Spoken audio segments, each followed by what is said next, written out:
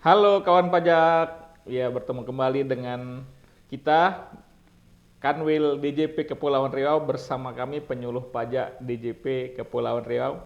Hari ini bersama saya Arif Azhar, salah seorang penyuluh di Kanwil DJP Kepulauan Riau. Ya, hari ini kita akan membahas topik yang sebenarnya sudah lama sih diketahui oleh kawan pajak, tapi masih hangat dan masih banyak dibicarakan oleh kawan pajak sekalian. Hari ini saya tidak sendiri, bersama dengan salah seorang narasumber penyuluh juga di Kanwil DJP Kepulauan Riau.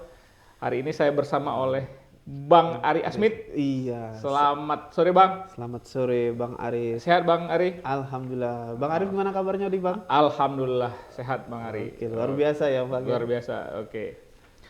Kita ini akan bahas topik tentang deposit pajak nih Bang. Oke, deposit Nih, ya. iya, jadi banyak yang masih bertanya sebenarnya nih, deposit pajak itu apa sebenarnya dan kenapa di era Cortex ini diluncurkan deposit pajak ini, Bang Ari? Oke, wih pertanyaannya langsung ya. Apa Iya, itu ya Bang ya? iya. Kita ke definisi dulu. Definisi dulu. Oke. Kita mulai dengan definisi ya. Iya, Jadi deposit pajak itu sebenarnya ada di PMK 81 PMK tahun 81. PMK 81 ya Bang ya. Jadi deposit itu sebenarnya pembayaran yang belum merujuk ke pada kewajiban perpajakannya Bang. Oke. Jadi ketika kita melakukan deposit pajak itu sebenarnya kita belum memilih Belum jenis memilih. pajaknya. Kalau Oke. misalnya kalau sebelumnya nih sebelum era Cortex Sebelum nih, Bang ada ya. Cortex. Sebelum era Cortex itu ketika kita melakukan pembayaran pajak itu kita sudah diharuskan Iya. memilih MAP ya, mata anggaran pendapatannya, Iya. jenis pajaknya. Misalnya PPh pasal 21 nih. Iya. Setoran masanya kita sudah harus memilih 411, 121, Oke. 100. ya, 100. Bang. Iya. Nah, di era Cortex ini diperkenalkan yang namanya deposit. Deposit pajak. Jadi suatu setoran yang belum Merujuk merujuk ke satu jenis pajak. satu jenis ya. pajak tertentu. Iya. Nah, jadi masih bisa kita gunakan ke jenis pajak lainnya. Oke. Jadi semacam e-wallet, Bang. E-wallet sama dengan saldo digital ya, e-wallet Bang, ya? tapi dikhususkan untuk perpajakan. Perpajakan. Seperti itu. Oke. Jadi belum bisa belum dianggap sebagai pembayaran pajak tertentu. Benar. Jadi misalnya ketika nanti kita memerlukan untuk misalnya kita mau melaporkan SPT masa PPN. Iya. Nah, baru kita pindahkan dari deposit pajak ke Iya. PPN. Oke. Bisa juga ke jenis pajak lain. Jadi masih semacam di masa tunggu ya. Iya. Jadi masih di dalam dompet. Ya, oke. Jadi dalam masih dapat di info. akunnya wajib pajak. Oke, jadi Seperti ketika itu, kita Bang. butuh, kapan mau lapor, di situ baru diambil Nah, saldonya. iya, gitu. baru bisa kita pindahkan dari deposit ke jenis pajaknya Oh, seperti itu. Oke, ini deposit pajak ini mulai berlaku di masa kapan atau di tahun pajak kapan atau di periode kapan nih, Bang Ari? Oke, jadi mulainya ya Bang ya. Iya. Mulainya. Kalau mulainya sendiri sih Bang, ketika Cortex ini diluncurkan Oke. sebenarnya. Karena mekanisme deposit ini baru diperkenalkan di eranya Cortex. Oke. Kalau sebelumnya kan kita menggunakan DJP online Iya. itu belum ada deposit pajak ini. Jadi ketika diluncurkannya Cortex ini juga diberikan fasilitas berupa deposit pajak ini. Jadi kawan-kawan pajak bisa memanfaatkan deposit ini di menu Cortex. Cortex. Seperti Hanya itu, di Bang. menu Cortex yang bisa Hanya di menu anak Cortex. Oke. DJP online belum ada ya Bang ya? Belum ada. Belum Jadi ada. untuk pajak, jadi deposit pajak ini tadi tegaskan kembali oleh Bang Ari bahwa hanya bisa digunakan di aplikasi Cortex. Nah, Cortex ini sendiri kan dimulai di tahun pajak 2025, di Oke. Januari 2025. Seperti itu, Bang. Oke. Baik, Bang Ari. Kemudian pertanyaan selanjutnya, ini siapa aja yang boleh pakai Cortex? Apakah semua wajib pajak bisa pakai atau wajib pajak tertentu saja yang bisa pakai Cortex ini? Oke, Deposit deposit pajak ya, ini. Iya. deposit ini ya.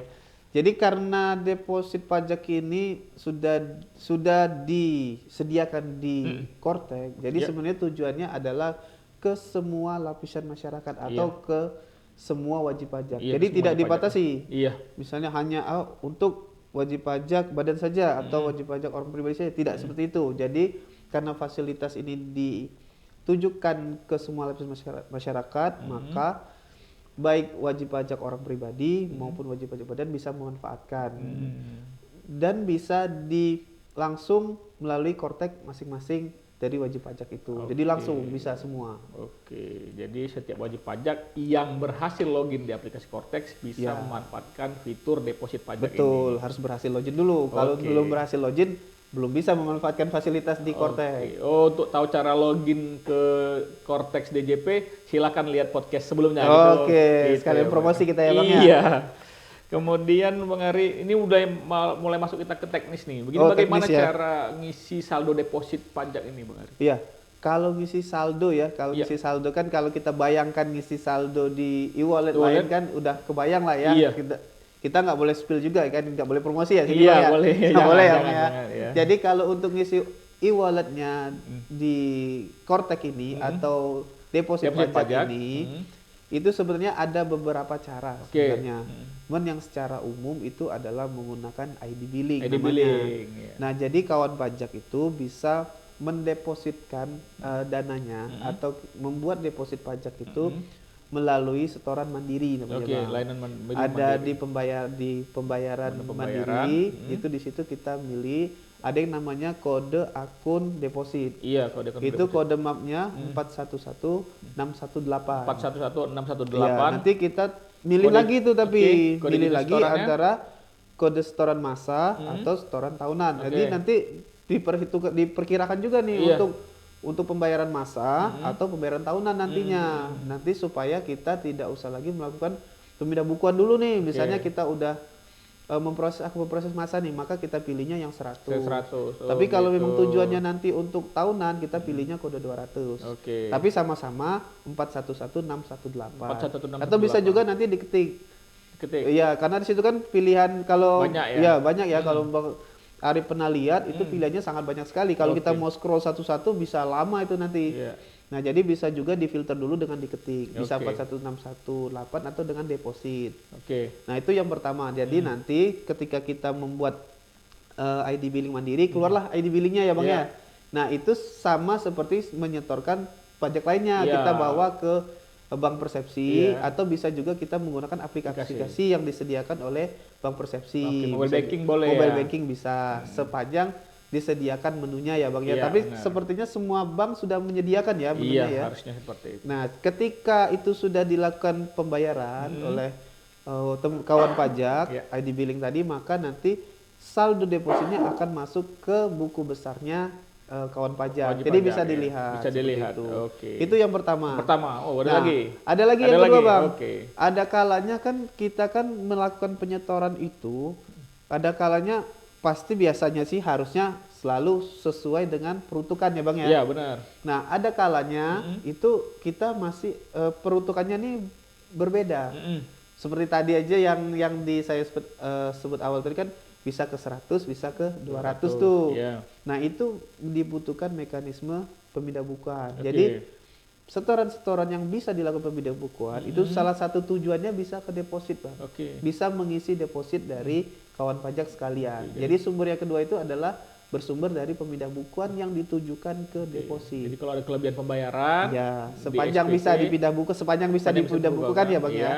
Sepanjang bisa dipindah bukukan bisa dimasukkan ke deposit. Kalau dulu pindah bukan hanya ke jenis pajak tertentu. Ya, karena kan memang dulu belum dikenal deposit. Iya. Jadi kalau dulu misalkan ya lebih di PP pasal 21, kita pindahkan nih ke PP pasal 23. Misalkan ada kelebihan yang dapat dipindah bukukan. Oke. Nah, kalau sekarang kan sudah disediakan nih deposit nih, bisa Ya. kalau memang belum tahu tujuannya, kayak sepertinya daripada nanti dipindah bukuan berkali-kali, Iya. lebih baik itu dipindah bukuan ke deposit Deposit dulu. pajak, iya. Jadi kan ketika mau dimanfaatkan depositnya udah ready. Iya. Nah, yang ketiga, Iya. yang ketiga ini bisa bersumber dari kelebihan pembayaran bisa, Bang. Oke, kelebihan pembayaran. Kelebihan pembayaran nih. Oke. Misalkan kita mengajukan pengembalian pembayaran nih melalui SPT LB yang kita mintakan pengembalian. Iya, SPT lebih bayar. Ya, SPT lebih bayar ya. Bisa itu SPT yang melalui pemeriksaan, Iya. yang pemeriksaan biasa atau pengembalian secara proses biasa, bisa juga yang melalui pengembalian pendahuluan. Oke, pengembalian. Nah, karena kan produknya itu kan sebenarnya macam-macam ya nanti ya, Oke. produk lebih bayar itu macam-macam Ya. ya, Bang. Tapi produk akhirnya itu adalah SKP KPP KPP. dan SPMKP ya. Iya, benar. SPMKP. SPMKP. Nah, ketika nanti di proses penerbitan SKP KPP itu nanti kawan pajak itu akan diberikan atau dikirim surat kayak konfirmasi. Konfirmasi. Jadi dikirimkan surat konfirmasi bahwa apakah kelebihan ini akan dimasukkan ke deposit, Iya. seperti itu. Oke. Nah, ketika nanti tujuannya adalah deposit, maka nanti kelebihannya itu akan dimasukkan ke deposit Oke. melalui sistem Cortex. Jadi salah satu sumbernya itu adalah kelebihan pembayaran tadi, kelebihan pembayaran yang disetujui untuk dimasukkan deposit itu nanti masuk ke saldo deposit di buku besar kawan pajak, seperti Oke, itu. baik. Jadi ada tiga ada tadi. tiga tadi ya. Bisa Bang di Ari. store sendiri, bisa PBK ataupun dari kelebihan pembayaran seperti itu. Oke. Jadi banyak sumber, Ya. banyak sumbernya. Dan sebenarnya ini sumbernya ini sebenarnya bagi kawan pajak ini sangat familiar sebenarnya, Ya, pakai sudah e-billing, familiar. pakai kelebihan, pakai pemindah Ya, bukuan, bisa seperti pakai itu. kelebihan pembayaran lewat SPTLB gitu ya. Benar sekali. Cuma memang tujuannya sekarang daripada tarik ke rekening bisa jadi kawan pajak memilih untuk deposit aja deh. Betul, gitu, apalagi peruntukannya kan memang misalnya LB ini memang diperuntukkan untuk setoran pajak. Iya. Nah, langsung aja lebih baik disetorkan dimasukkan ke deposit seperti itu. Nah ini kita lanjutkan Bang Ari. Ini Oke. katanya nih deposit pajak ini bisa menghindari denda keterlambatan. Ini bagaimana mekanismenya ini? Bang Ari? Oke, jadi memang ada nih ya, ada informasi ya, Ya. informasi bahwa memang ketika menggunakan deposit ini bisa Ya. menghindari keterlambatan pembayaran. Oke. Nah, itu mekanismenya itu seperti ini, Bang. Ya. Jadi karena deposit ini kan sebenarnya kita persiapan ya, Bang Ya. ya. Pada dasarnya ini adalah persiapan. Ketika itu dipersiapkan biasanya disetorkan sebelumnya. Oke, Seperti itu ya, Bang ya. oke. Karena disetorkan sebelumnya, maka tanggal setorannya akan lebih dulu. Nah, karena ini lebih dulu nanti diproses pada saat melakukan pelaporan. Biasanya pelaporan ya, Bang Ya. ya. Pelaporan itu kan nanti ada pilihan tuh, Ya. pilihan menggunakan deposit atau billing. Ya. Nah, untuk menghindari yang tadi keterlambatan biasanya kita menggunakan deposit. Nah, kenapa ini menghindari keterlambatan? Karena di proses pelaporan itu sebenarnya di belakang proses itu ketika kita menggunakan deposit sebenarnya ada proses pemindah bukuan secara otomatis Oke. dari deposit pajak ke Pajak jenis tertentu. pajak yang mau dilaporkan Iya. tadi akan mengambil deposit untuk melakukan pembayarannya. Iya. Nah, PBK tadi akan mengacu ke tanggal setoran di awal tadi, Bang. Tanggal depositnya. Tanggal berarti, depositnya. Bukan tanggal lapor SPT-nya. Nah, jadi walaupun nanti ada selisih dikit, Iya. jadi kita mengambil jadi di sistemnya itu akan mengambil di tanggal deposit tadi yang mana setoran tadi sudah kita setorkan sebelumnya. Oke. Nah, tapi kalau setorannya setelah tanggal jatuh tempo ya tetap Oke, ya, Bang ya. tetap ya. Jadi harus Oke, diperhatikan juga nih. baik. Jangan mentang-mentang pakai deposit keterlambatannya lewat nih. Enggak Oke, gitu ya. ya. Jadi kita lihat juga tanggal setoran awalnya seperti apa gitu ya, Bang ya. Oke, jadi deposit pajak bisa menghindari keterlambatan kalau yang pertama Ya, tadi ada saldonya mencukupi. Nah, yang Oke. pertama, ya kalau deposit itu bisa digunakan sepanjang saldonya Mencukupi. Iya. atau minimal sama dengan Sama PPh terutang di SPT ya. Iya. Yang kedua memang setoran depositnya tidak telat. kan Iya, gitu. betul. Iya. Kalau setoran tanggal depositnya telat ya sama aja. Ya sama telat aja. juga, Bener, gitu, ya makanya jadi kalau memang ada rencana nih akan melaporkan SPT dan Iya. memang SPT-nya itu belum fix nih, biasanya Iya. kan keterlambatan bukan disengaja biasanya, Iya. Bang.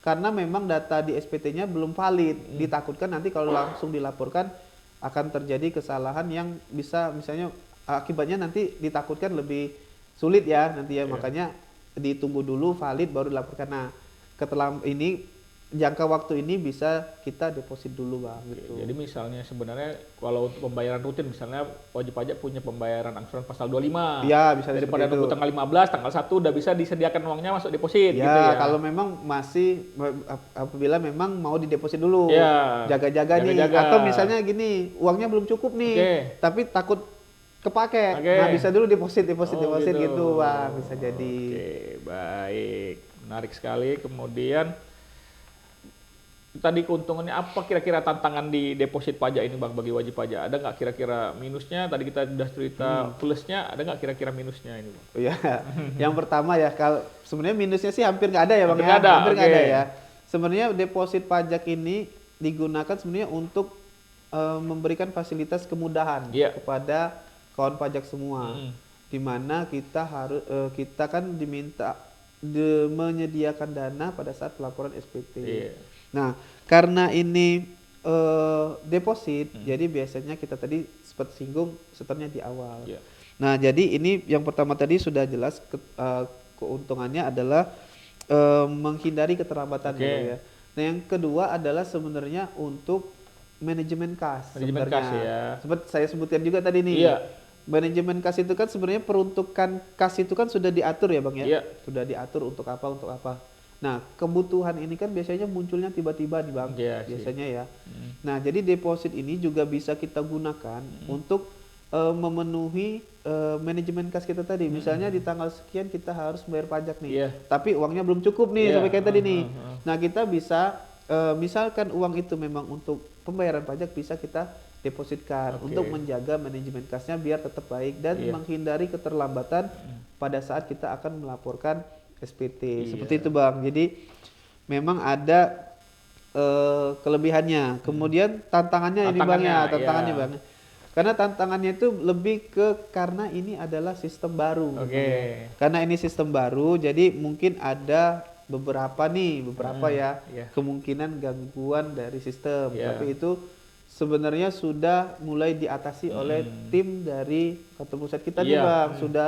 Sudah mulai diperbaiki nih yang Iya. error yang sedikit-sedikit Iya. tadi dan semoga kedepannya nanti error ini dapat hilang sepenuhnya nih Iya. Bang. Dan Jadi- biasanya juga kendala-kendala seperti itu pasti bisa tertangani ya. Misalnya Iya, ngisi bisa. deposit tapi saldonya nggak nambah misalnya. Ya, seperti itu. Ketika memang terjadi kendala, sebenarnya kawan pajak itu jangan langsung panik, ya Panik, sebenarnya, iya, jangan iya, langsung iya, panik. Ketika memang terjadi kendala apapun ya, sebenarnya tidak hanya deposit nih Bang Iya, ya. tidak ada deposit. Ketika terjadi error sistem ataupun nanti ada sistemnya itu ternyata harusnya bergeraknya ke kanan, ternyata Iya. bergerak ke kiri nih Oke. Bang. Nah, jadi ketika itu tidak sesuai dengan prosesnya, itu sebenarnya di kita itu ada helpdesk Bang. Iya, helpdesk ya. Helpdesk baik di KPP maupun di kantor-kantor yang terdekat ya, Iya. bisa Kanwil juga. Nah, jadi di helpdesk itu bisa kita laporkan Iya. atau kita sampaikan bahwa memang di kortek kita itu terjadi kendala. Nah, nanti sebisa mungkin untuk kendala tersebut kita bawa screenshotnya. Iya. Kita ketika terjadi kendala langsung di screenshot aja. Oke.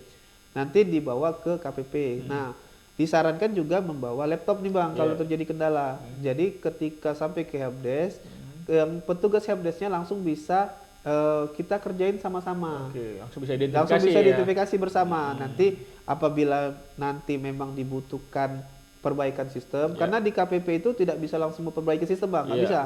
Jadi dia harus di follow up lagi ke admin sistem. Iya. Jadi dibuatkan laporannya oleh kawan-kawan helpdesk di KPP. Seperti itu Bang. Jadi kalau ada error jangan khawatir. Jadi Oke. tantangan tadi sebenarnya sudah bisa dimitigasi sebenarnya Bang. Iya, jadi kita menginformasikan kembali aja sebenarnya ya. Iya. Ini sebenarnya mungkin udah dilakukan juga oleh kawan pajak Iya, sebenarnya. sebenarnya sudah akannya. Iya.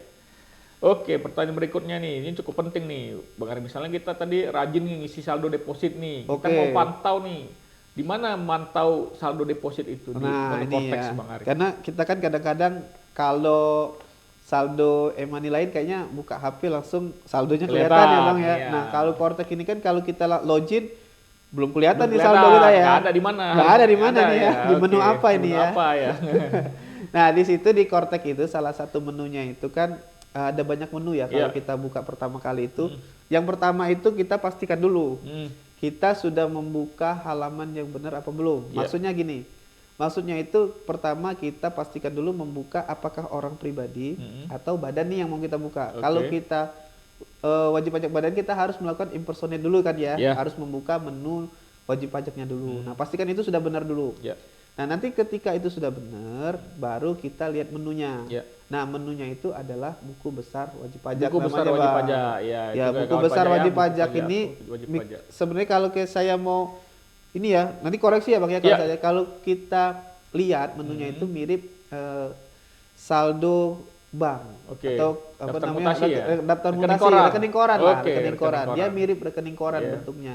Cuma nanti cara pembacaannya mungkin sedikit berbeda. Oke.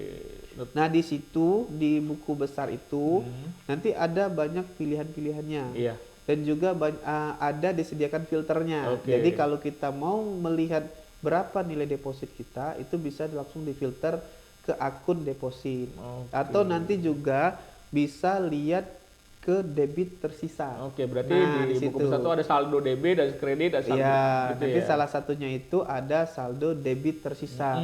Nah, kemungkinan besar di deposit Buku besar. debit tersisa itu kredit Iya, ya, kredit. maaf. Kredit tersisa itu nanti kemungkinan besar itu berisi saldo deposit. Oke. Seperti itu. Biasanya di situ. Nah. Biasanya kecil, ada juga informasi lain sebenarnya di sana. Cuman biasanya itu terisi oleh deposit. Iya, jadi Bisa sebenarnya di dilihat. buku besar itu terlihat semua transaksi wajib pajak. Betul. Ya, misalnya dia mau bayar pakai ID billing pun tercatat di saldo buku besar iya. itu ya. Banyak Bang Ari, informasi ya. di Banyak sana informasi. sebenarnya. Jadi kalau Semua misalnya- transaksi wajib pajak itu baik itu nanti kewajiban maupun haknya, Iya. debit kreditnya Iya. itu semuanya tampak di buku Iya, besar. bisa Bang. ditelusuri di buku besar. Ya, itu tinggal memilahnya yang Iya, mana, iya, mau iya, lihat iya, yang mana itu nanti disediakan filter. Iya, di filter ya, misalnya untuk mensortir misalnya ini Betul. dari deposit aja, yang mana atau dari billing aja gitu ya, bisa ya. Betul. Oke. Kemudian Bang Ari, kalau nih pada akhir tahun nih ternyata kita udah rajin Betul. ngisi karena Betul. mungkin perkiraan kita tadi ini bakal banyak pajak terutang. Ya. Ternyata pada akhir tahun nih ada sisa lebih Oh, di sisa saldo lebih defisit. ya. Aduh, ternyata Apakah itu hangus Bang Ari? Nah, itu dia. Itu salah satu kekhawatiran ya mungkin Iya. ya, salah satu kawan pajak ya. Iya. Jadi untuk deposit ini sebenarnya bisa lintas tahun, Bang. Jadi ketika itu memang di tahun pajak itu depositnya belum digunakan, Iya. itu tidak serta-merta hangus. Oke. Kalau misalnya kita misalnya pulsa lah ya, Iya. pulsa itu kan ada batas waktu penggunaannya, Iya. lewat dari itu hangus. Nah, untuk deposit ini tidak hangus, Bang. Mm-mm.